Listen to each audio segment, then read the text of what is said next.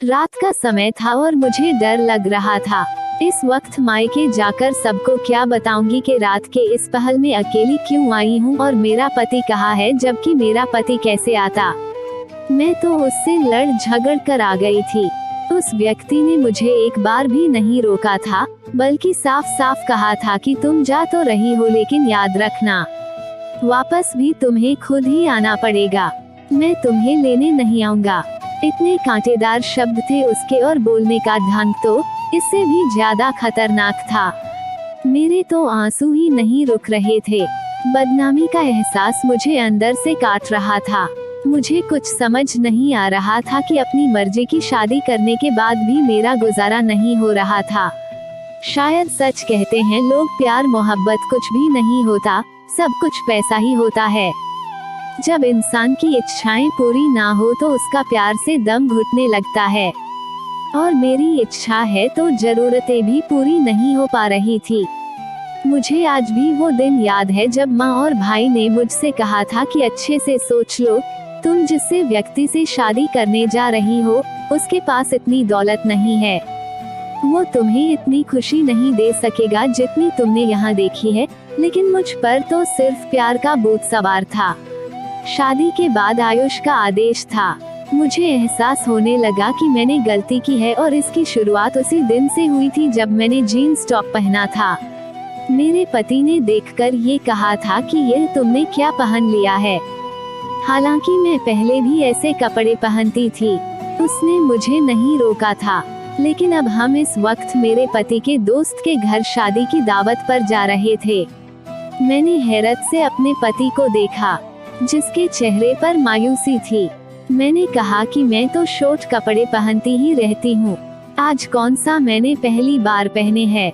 और उसने साफ साफ मना कर दिया कि अब तुम मेरी पत्नी हो, मुझे ऐसे कपड़े पसंद नहीं है, कपड़े अभी बदल लो। मैं तो कुछ बोल ही नहीं पाई। मुझे उस दिन एहसास हुआ था कि मर्द की फितरत कितनी दोगली होती है। उसे महबूबा मोरनी जैसी चाहिए होती है और पत्नी घूंघट में छुपी हुई। मैंने गुस्से में कपड़े चेंज कर लिए, लेकिन मेरा मूड पूरी तरह खराब हो चुका था। एक तो घर में आग भी नहीं था, गर्मी से मेरी जान निकल रही थी।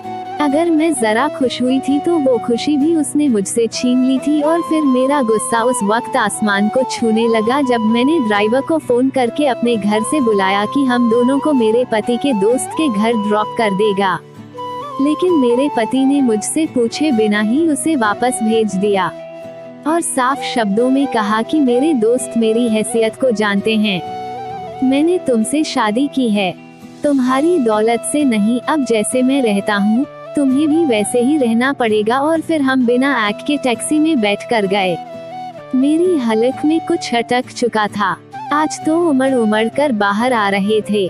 मैं मुश्किल से उन आंसुओं का गला घोंचने में लगी हुई थी। हम कब पहुँचे कुछ पता ही नहीं चला।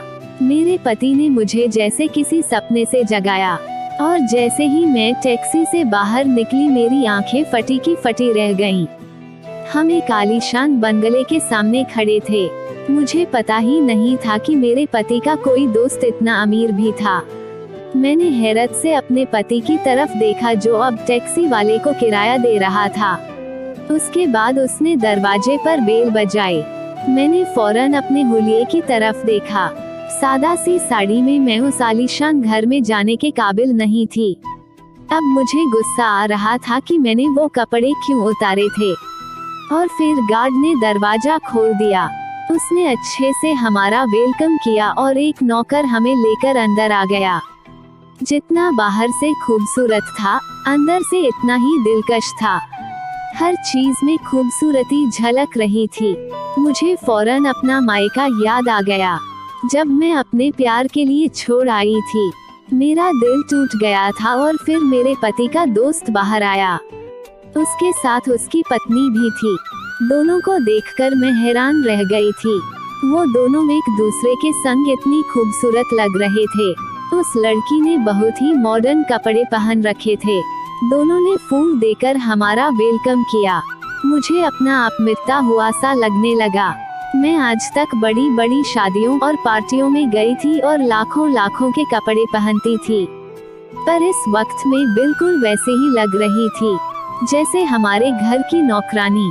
अंदर का माहौल इतना ठंडा था कि मुझे कुछ देर बाद ही ठंड लगने लगी।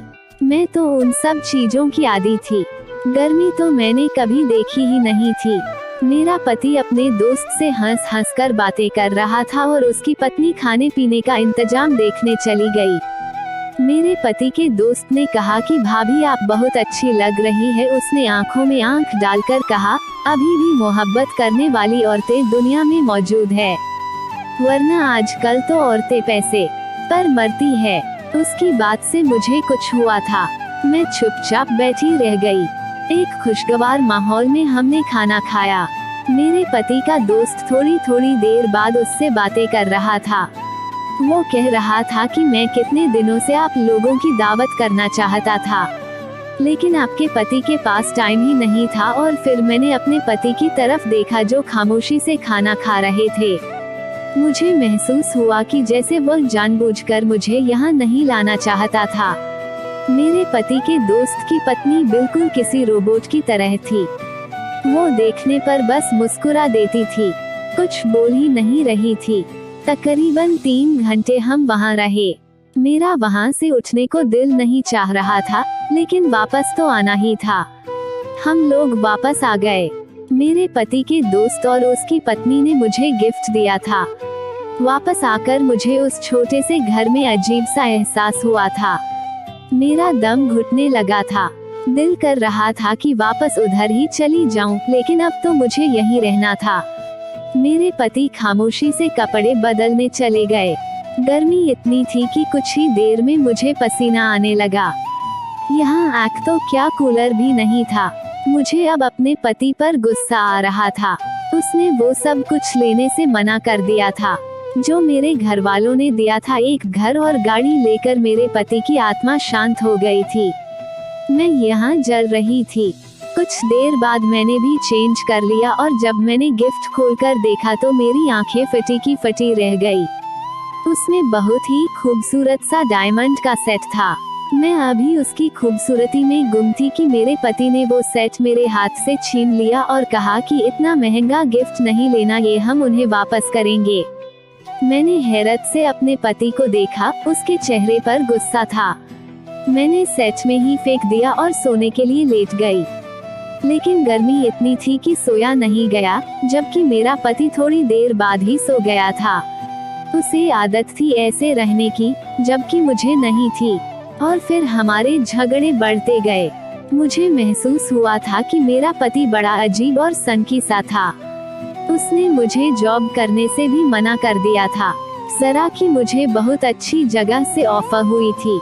मैंने अपने पति से कहा कि हम दोनों मिलकर जॉब करते हैं और अपना घर बनाएंगे, वो सब चीजें जिनकी हमें जरूरत है। लेकिन मेरे पति ने कहा कि मैं तुम्हें जॉब की अनुमति नहीं दे सकता। अब मुझे लगने लगा था कि उसने जैसे मुझे घर में कैद कर लिया। मैं पागल हो रही थी। मुझे छोटी छोटी जरूरतों के लिए पैसे चाहिए होते थे जो मेरे पति के पास नहीं थे। कभी बिजली नहीं होती तो कभी पानी बंद हो जाता था। 4 दिन में ही मेरी अक्ल ठिकाने आ गई। मोहब्बत का भूत मेरे सर से फौरन उतर गया था। मैं तो अपने भाई से भी कुछ डिस्कस नहीं कर सकती थी। उसने पहले ही मुझे इस शादी से मना किया था और फिर उसी दिन मुझे माँ का फोन आ गया। वो मुझे बता रही थी कि भाई और भाभी घूमने गए हुए थे। मेरा दिल दुख रहा था। भाई ने भाभी को अपनी मुट्ठी में किया हुआ था। वैसे तो भाभी बहुत अच्छी थी, लेकिन मेरा भाई उसकी मर्जी के बिना कुछ नहीं कर सकता था। मुझे नए कपड़े की जरूरत थी। मेरे पास कपड़े के कम जोड़े थे। मुझे कुछ कपड़े खरीदने थे। मैंने बातों बातों में माँ से कहा था तो उन्होंने मेरे अकाउंट में पैसे भेज दिए और मैं खुश हो गई। फिर मैं फौरन शॉपिंग करने चली गई। लेकिन जब वापस आई तो मेरा पति घर आ चुका था।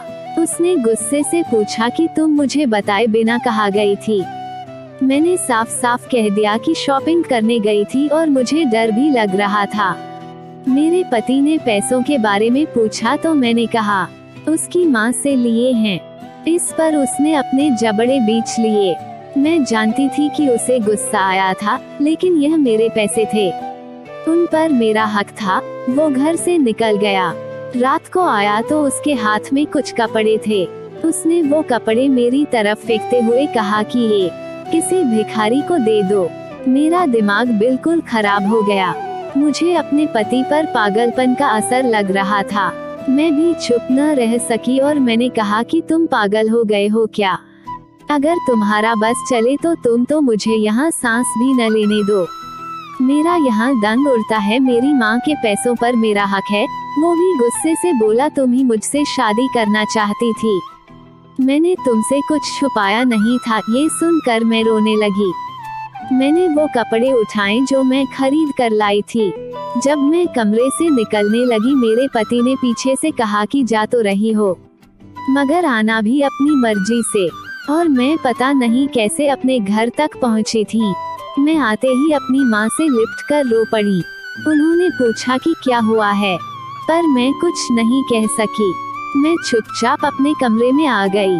मुझे अपने पति से नफरत महसूस हो रही थी। मेरी मोहब्बत जैसे मर गई थी।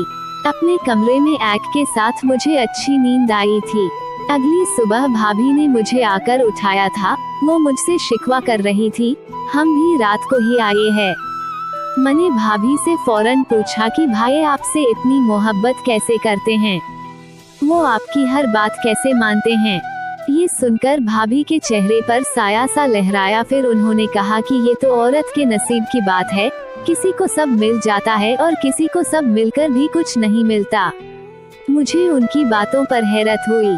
उन्होंने मुझे कहा कि अपने पति के साथ हमेशा वफादार रहो, बस यही एक रास्ता है जिससे पति का दिल जीता जा सकता है। और मैं सर झुकाए बैठी रही। किसी ने मुझसे कुछ नहीं पूछा। पूरा हताश हो चुकी थी। अपने मायके आए तब ना मेरे पति ने फोन किया था ना मैंने। मैं यहाँ बहुत सुकून में थी। ससुराल के बारे में याद आते ही मेरी आत्मा कांप जाती थी। कभी कभी वो जाली व्यक्ति याद आता था, क्योंकि मैं उससे मोहब्बत करती थी। और फिर पूरे एक हफ्ते बाद मुझे एक अनजान नंबर से फोन आया। मैंने वो आवाज पहचान ली थी। ये मेरे पति का वही दोस्त था जिसके घर में दावत पड़ गई थी। वो फिर से घर बुला रहा था। कह रहा था कि उस दिन कुछ जरूरी बातें रह गई थी और शायद उसे भी अब तक का पता चल चुका था कि मैं अपने घर आई हुई थी। मैंने बिना सोचे समझे हाँ कर दी और अगले दिन मैं बताए गए टाइम से पहले ही अपनी लंबी गाड़ी में बैठकर वहाँ पहुँच चुकी थी। अंदर खामोशी सी थी, कोई भी नहीं था। कोई है, मैंने पूछा और फिर मुझे एक आवाज सुनाई दी, दरवाजा खटखटाने की आवाज। तभी मुझे एहसास हुआ कि आवाज किचन के साथ बने कमरे से आ रही थी। मैंने जाकर दरवाजा खोला जो बाहर से बंद था। अंदर का मंजर देखकर मेरी आत्मा कांपने लगी। मेरे पति के दोस्त की पत्नी रस्सियों से बंधी हुई थी। वो बहुत जख्मी थी। मैंने फौरन उसका मुंह खोला और फिर उसने कहा कि यहाँ से भाग जाओ, वह व्यक्ति जानवर है, तुम उसके जाल में मत आओ, सो भाग जाओ यहाँ से। और फिर उसने मुझे जो कुछ बताया था वह बहुत भयानक था। वो अमीर आदमी दरअसल एक स्मगलर और साइको किलर था और वो अपनी पत्नी को रोज मारता था। पुलिस उसके पीछे पड़ी हुई थी। वहाँ से मैं अपने कमरे में आकर जैसे बेहोश हो गई। मैं बुरी तरह डर गई थी। मैं अपने भाई को बताना चाहती थी ताकि वो उस लड़की की मदद करें। तभी मुझे अचानक उनके कमरे से बाहर भी के रोने की आवाज आई। भाई भाभी पर चीख रहे थे। मुझे आज समझ आ गया था कि सब मर्द ऐसे ही होते हैं। मुझे अपना पति याद आया जो मुझसे मोहब्बत करता था, बस उसके पास पैसा नहीं था। मेरा दिल किया कि मैं यहाँ से भाग जाऊं। शाम होते ही मेरा पति मुझे लेने आ गया, लेकिन मुझे उसी के साथ जाना था। वो मेरा रक्षक था। घर से बाहर निकली तो हैरान हो गई। बाहर एक चमकती गाड़ी थी। मेरे पति ने बताया कि ये गाड़ी उसे ऑफिस की तरफ से मिली है। उसने मुझसे माफी मांगी और मैं तो रो ही पड़ी थी। मैंने उसे सब बता दिया। उसने मुझे गले लगाया और कहा, पागल तुम तो बेवकूफ हो। फिर उसने मुझे बताया कि उसका दोस्त पकड़ा जा चुका है। वो उसका दोस्त नहीं था, बल्कि मेरे पति ने उससे जानबूझकर दोस्ती की थी ताकि उसके खिलाफ सबूत इकट्ठे कर सके। और मुझे ये आज ही पता चला था कि मेरा पति एक सीक्रेट एजेंट था। वो गरीब नहीं था, लेकिन अपने मिशन के लिए गरीब बना हुआ था। मिशन पूरा हो चुका था। मैंने फौरन ही ऊपर वाले का धन्यवाद किया जिसने मेरी आंखें खोल दी थी और वक्त रहते मुझे बचा लिया था।